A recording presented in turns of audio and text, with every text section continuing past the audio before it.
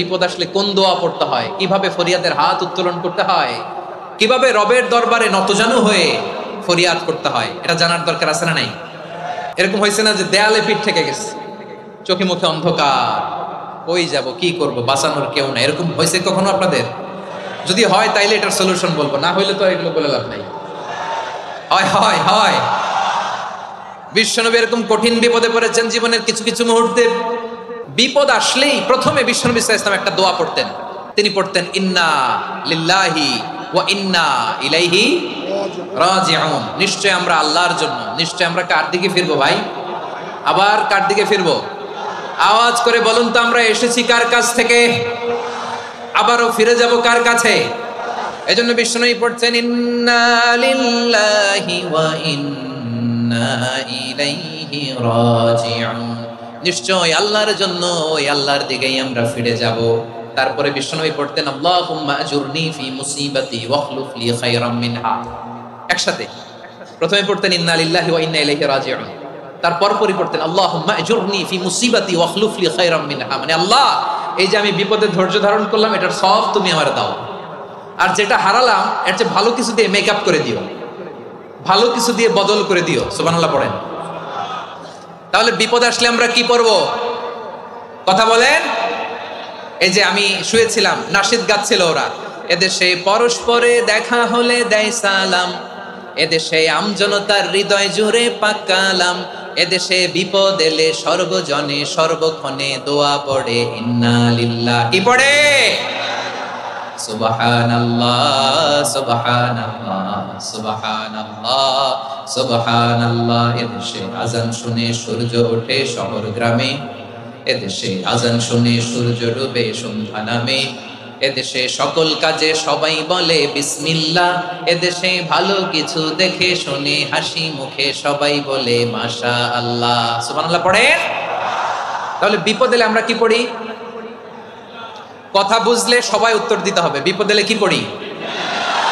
তাহলে বিপদ এলেই আমরা এখন থেকে ইন্না লিল্লাহ করবো, নাকি হাই হুতাশ করবেন? একদল আছে হাই হুতাশ করে, হায় আল্লাহ রে মোর কি হইল রে, মুই কি হরমু রে, মুই কমবে জামু রে, আছে না নাই? এরকম বিলাপ করতে নিষেধ করেছেন বিশ্বনবী। কি করব, কই যাব, কি হবে, হায় হায়, এরকম হাহুতাশ আছে না নাই? বিশ্বাসীরা হাহুতাশ করে না, তারা ইন্না লিল্লাহ পড়ে। কি পড়ে মনে থাকবে? আমরা পড়বো ইন্না লিল্লাহি ওয়া ইন্না ইলাইহি রাজিউন। নিশ্চয়ই আমরা আল্লাহর জন্য, আমরা আল্লাহর দিকেই ফিরে যাব। এরপর পড়বো আল্লাহুম্মা আজুরনি ফি মুসিবাতি ওয়াখলুফ লি খায়রাম মিনহা। আল্লাহ, আমি যে বিপদে ধৈর্য ধারণ করলাম এটার সওয়াব দিও, আর যা হারালাম তার চেয়ে ভালো কিছু দিয়ে বদল করে দিও। সুবহানাল্লাহ পড়েন। বিশ্বনবীর এই হাদিস শুনলেন উম্মে সালামা রাদিয়াল্লাহু তাআলা আনহা। ওনার স্বামী হলো আবু সালামা। মজার ঘটনা খেয়াল করে শুনেন আমার প্রিয় কলিজার টুকরা ভাইয়েরা। কানগুলো খরগোশের কানের মতো খাড়া করে আমার দিকে তাকান। সাইয়্যিদাতুনা উম্মে সালামা রাদিয়াল্লাহু তাআলা আনহা, ওনার স্বামীর নাম আবু সালামা। শ্রেষ্ঠ দম্পতি, শ্রেষ্ঠ ফ্যামিলি। প্রথমে হিজরত করেছিলেন হাবাসায়, পরে হিজরত করেছেন মদিনায়। উহুদ যুদ্ধের পরে ওনার স্বামী আবু সালামা ইন্তেকাল করলো, শহীদ হলো। সুবহানাল্লাহ পড়েন। যখন আবু সালামা ইন্তেকাল করলো, উম্মে সালামা রাদিয়াল্লাহু তাআলা আনহা কেঁদে কেঁদে হয়রান। আর নবীর শিখানো বাণী অনুযায়ী তিনি বারবার পড়ছিলেন ইন্না লিল্লাহ। কি পড়ছিলেন? মুই কই জামু, কি হরমু, এগুলো বলে নাই। কি বলছে? ইন্না লিল্লাহ। যেহেতু বিশ্বনবী বলেছেন কেউ যদি বিপদের প্রথম ধাক্কায় পড়ে ইন্না লিল্লাহি ওয়া ইন্না ইলাইহি রাজিউন, আল্লাহুম্মা আজুরনি ফি মুসিবাতি ওয়াখলুফ লি খায়রাম মিনহা, তাহলে এই বিপদে যে সে যা হারালো তার চেয়ে শ্রেষ্ঠ কিছু দিয়ে আল্লাহ তার বদল দিয়ে দিবে। এই হাদিস শুনে উম্মে সালামা রাদিয়াল্লাহু তাআলা আনহা, ওনার প্রাণ প্রিয় স্বামী আবু সালামার ইন্তেকালের পরে চোখের পানি ছাড়ে আর পড়ে ইন্না লিল্লাহি ওয়া ইন্না ইলাইহি রাজিউন, আল্লাহুম্মা আজুরনি ফি মুসিবাতি ওয়াখলুফ লি খায়রাম মিনহা। বারবার এই দোয়া পড়ে চোখের পানি ছাড়ে, এই দোয়া পড়ে চোখের পানি ছাড়ে, আর মনে মনে বলে আবু সালামার মতো ভালো মানুষ মদিনাতে নাই, আবু সালামার চেয়েও ভালো মানুষ মদিনাতে নাই, তার চেয়ে ভালো মানুষ কি করে আল্লাহ তাআলা আমারে দিবে, তার চেয়ে ভালো মানুষ তো আমি মদিনাতে দেখি না। চোখের পানি দিয়ে বুক ভাসায় আর নবীর হাদিসের উপর আমল করে পড়ে ইন্না লিল্লাহি ওয়া ইন্না ইলাইহি রাজিউন, ইন্না লিল্লাহি ওয়া ইন্না ইলাইহি রাজিউন। পড়তে পড়তে চোখের পানি ছাড়ে আর চিন্তা করে বিশ্বনবী বললেন, এই দোয়া পড়লে যেটা হারালাম তার চেয়ে ভালো কিছু দিয়ে আল্লাহ পুরস্কার দেয়।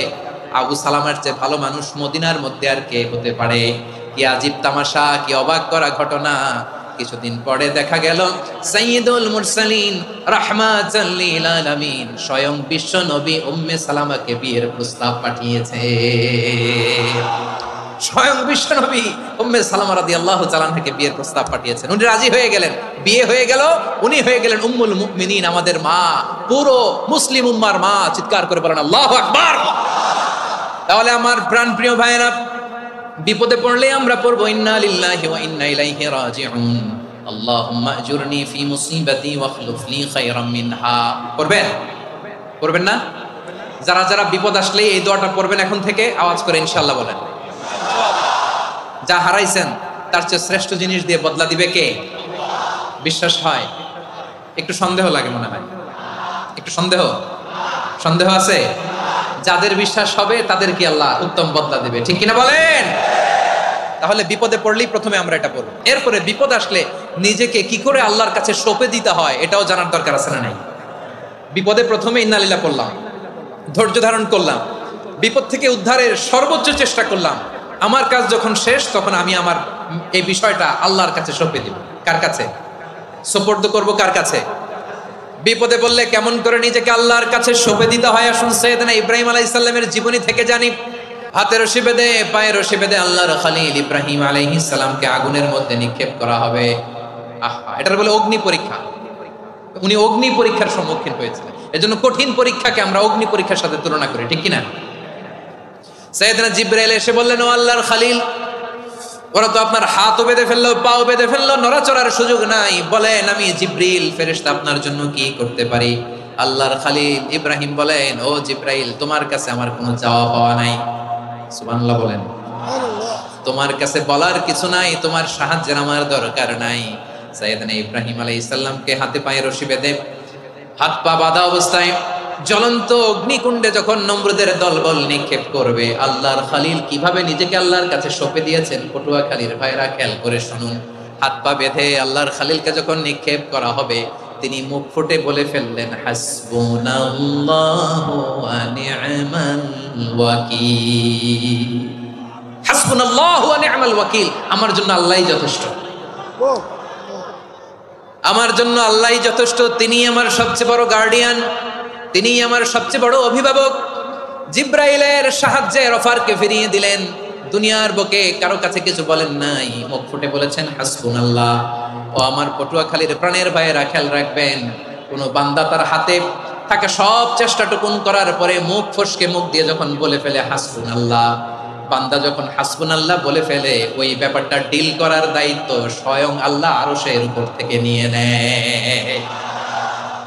আপনি যখন বলে ফেলবেন হাসবুনাল্লাহ, এটা ডিলিং করবে কে তখন? চিল্লায় বলেন না, তিনি কে? বান্দা তার সাধ্যের সবটুকু চেষ্টার পরে নতজানু হয়ে যখন বলবে হাসবুনাল্লাহ, আল্লাহ তুমি আমার জন্য যথেষ্ট, নি'মাল ওয়াকিল, তুমি আমার শ্রেষ্ঠ অভিভাবক, তখন তার কি দরকার না দরকার এটা ডিল করে স্বয়ং আল্লাহ। নিক্ষেপ করা হলো সাইয়েদনা ইব্রাহিমকে অগ্নিকুণ্ডলিতে। হাজার হাজার মানুষের দৃশ্য দেখার জন্য জড়ো হয়েছে এরকম বিশাল ময়দানে। কিন্তু কি অবাক করা ঘটনা, সবাই ভয় পাচ্ছিল, না জানি কি হয়ে যায়। আল্লাহর খলিলকে যখন আগুনের কুণ্ডলিতে নিক্ষেপ করা হয়, আল্লাহর খলিল ইব্রাহিম আগুনের কুণ্ডলীর মধ্যে বসে বসে মানুষগুলোর দিকে তাকিয়ে হাসতে শুরু করে দেয়। কারণ আকাশ থেকে রব্বুল আলামিন স্পেশাল ভার্ডিক্ট নাজিল করেছেন, স্পেশাল হুকুম জারি করেছেন, কুল্লা ইয়া নারু কুনি বারদান ওয়া সালামান আলা ইব্রাহিম। ও আগুন খবরদার, সৃষ্টি শুরু থেকে তোকে একটা ধর্ম আমি বাতলে দিয়েছিলাম, তোর ধর্ম, আগুনের ধর্ম হলো যা পাবে জ্বালিয়ে সারখার করবে।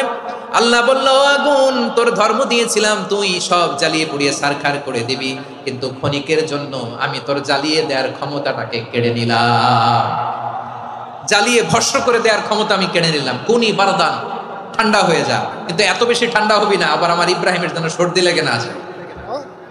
সুবহানাল্লাহ, এত আসতে বললে হবে?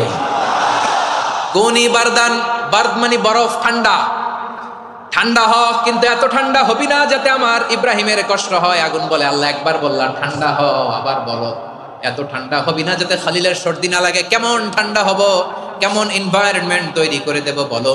আল্লাহ বললেন সালামান আলা ইব্রাহিম, আমার খলিল, আমার কলিজা, আমার ইব্রাহিমের জন্য তুই জান্নাতের গুল বাগিচা হয়ে যা। ও ভাই, নবী মুসার মতো ঈমান হলে রাস্তা হবে সাগর জলে, নবী ইউসুফের মতন ঈমান হলে একে একে দরজা খোলে। নবী ইব্রাহিমের মতন ঈমান যদি আজও থাকে বিদ্যমান, অগ্নিকুণ্ডে দেখতে পাবে খুবসুরতে ফুল ভাগা। কুলনা ইয়া নারু কুনি বারদান ওয়া সালামান আলা ইব্রাহিম। বান্দা যখন মুখ দিয়ে বলে হাসবুনাল্লাহ, আমার আল্লাহ আমার জন্য যথেষ্ট, এই বলে যখন নিজেকে সঁপে দেয়, তার কি লাগবে ওই দায়িত্ব স্বয়ং নিয়ে নেয় কে? সবাই বলেন, স্বয়ং নিয়ে নেয় কে? তাহলে আমার প্রিয় ভাইরা, বিপদের শুরুতেই আমরা বলবো ইন্না লিল্লাহ। শুরুতে কি বলবো? এরপরে যেই বাক্যটা পড়ে নিজের পরিস্থিতিকে আল্লাহর দরবারে সঁপে দিব, সেটা হচ্ছে হাসবুনাল্লাহ। সেটা কি? বিষ্ণু বলেন লা ইয়াজালু লিসানুকা রাতাবান মিন যিকরিল্লাহ। সব সময় আল্লাহর স্মরণ দিয়ে, জিকির দিয়ে জিহ্বাটারে সিক্ত রাখো। আর শয়তানু জাসিমুন আলা কলবি ইবনে আদম, শয়তান বনি আদমের কলবে খামচি মেরে বসে থাকে। ফাইদা যাকারাল্লাহ খানাসা, মানুষ যখন আল্লাহর স্মরণ করে জিকির করে, শয়তান দৌড়ে পালায়। ওয়া ইদা গাফালা ওয়াসওয়াসা, যখনই বনি আদম গাফেল হয় তখনই শয়তান তার হৃদয়ে ওয়াসওয়াসা দেয়। এজন্য বিপদে পড়লে ইন্না লিল্লাহ, নিজের সবটুকুন করার পরে, নিজের রোল প্লে করার পরে নিজেকে আমরা কি বলে সঁপে দিব? সবাই বলেন, সবাই বলতে হবে। আরো জোরে বলে, মনে থাকবে? বিপদে পড়লে প্রথমে ইন্না লিল্লাহ, এরপরে নিজেকে যখন সঁপে দিব তখন হাসবুনাল্লাহ। এরপরে কঠিন বিপদ যদি যখন বিশ্বনবী পড়তেন তখন কি করতেন? এমন বিপদ মাঝে মাঝে হয় না, দেয়ালে পিঠ থেকে যায়, চোখে মুখে অন্ধকার, কি করব দিশা খুঁজে পাই না, এরকম হয় কখনো? হ্যাঁ, আপনাদের হয়? হয় না? তো জান্নাতে আছেন আপনারা। হয় হয়, এরকম হয়েছে না যে দেয়ালে পিঠ থেকে গেছে, চোখে মুখে অন্ধকার, কই যাব, কি করব, বাঁচানোর কেউ না, এরকম হয়েছে কখনো আপনাদের? যদি হয় তাইলে এটার সলিউশন বলবো, না হইলে তো এগুলো বলে লাভ নাই। হয় হয় হয়। বিশ্বনবী এরকম কঠিন বিপদে পড়েছেন জীবনের কিছু কিছু মুহূর্তে। ওই মুহূর্তে বিশ্বনবী স্পেশাল দুইটা দোয়া পড়তেন। এই দোয়াগুলো আপনাদেরকে জানিয়ে দেয়। বিশ্বনবী বলেন, কঠিনতম বিপদে যখন পড়বা, দেয়ালে পিঠ থেকে যায়, চোখে মুখে অন্ধকার, বাঁচার কোনো উপায় নাই, তখন পড়বা লা ইলাহা ইল্লা আনতা সুবহানাকা ইন্নী কুনতু মিনাজ জালিমিন। আল্লাহ, তুমি ছাড়া কোনো ইলাহ নাই, তুমি পবিত্র, নিশ্চয় আমি জালিমদের অন্তর্ভুক্ত। সুবহানাল্লাহ বলেন। এই দোয়া সাইয়েদনা ইউনূস আলাইহিস সালাম পড়েছিলেন যখন মাছের পেটে ছিলেন। কিসের পেটে?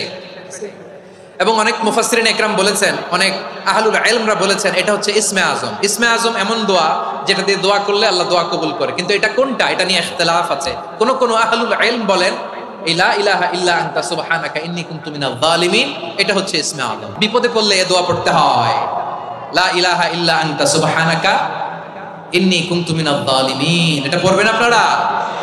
এই দোয়া পড়ে সাইয়েদনা ইউনূস আলাইহিস সালাম মাছের পেট থেকে রক্ষা পেয়েছিলেন। রক্ষা করেছিল কে?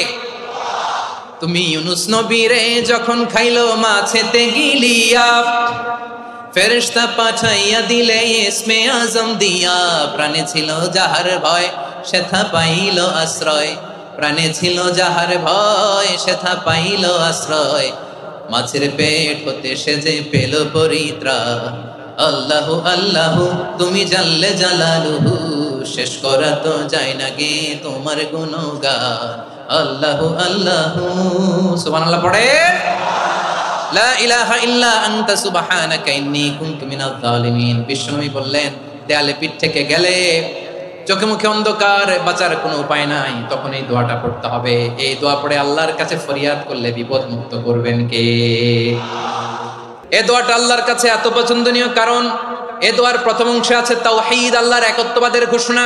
লা ইলাহা ইল্লা আনতা, ও আল্লাহ আপনি ছাড়া কোনো ইলাহ নাই, উপাস্য নাই।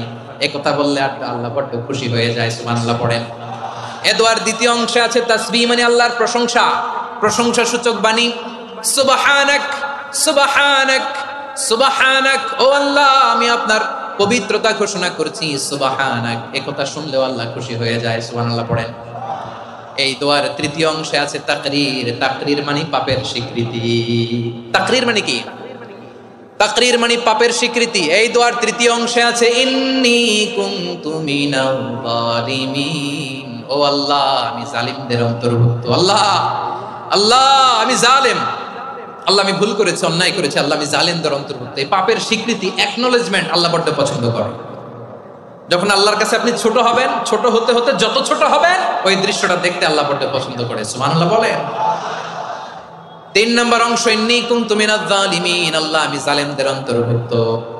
সাইয়েদনা আদম আলাইহিস সালাম ভুল করে যখন নিষিদ্ধ গাছের ফুল খেয়ে ফেললেন, ফল খেয়ে ফেললেন, আল্লাহ বললেন আদম ক্ষমা পেতে চাইলে তুমি আর হাওয়া মিলে স্বীকৃতি দাও, পাপের স্বীকৃতি আর পড়ো।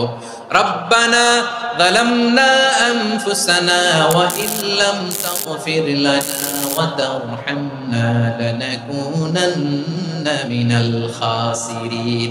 ও আল্লাহ আমি আদম আর হাওয়া যালামনা আনফুসানা, আমরা আমাদের নফসের উপর বড্ড জুলুম করেছি। আল্লাহ ওয়া ইল্লাম তাগফির লানা ওয়া তারহামনা, আপনি যদি ক্ষমা না করেন, আপনি যদি দয়া পরবশ না হন, আপনি যদি রহম না করেন, আমরা তো ক্ষতিগ্রস্তদের মধ্যে শামিল হয়ে যাব। এই দোয়া করার সাথে সাথে সাইয়েদনা আদম আর হাওয়া আলাইহিস সালামকে ক্ষমা করে দিলেন কে? তাহলে প্রিয় ভাইয়েরা, বিপদে পড়লেই প্রথমে কি পড়বেন? পটুয়াখালী ভুইলা গেছে। বিপদে পড়লেই প্রথমে ইন্না লিল্লাহ কি বলে নিজেকে আল্লাহর কাছে সঁপে দিতে হয়?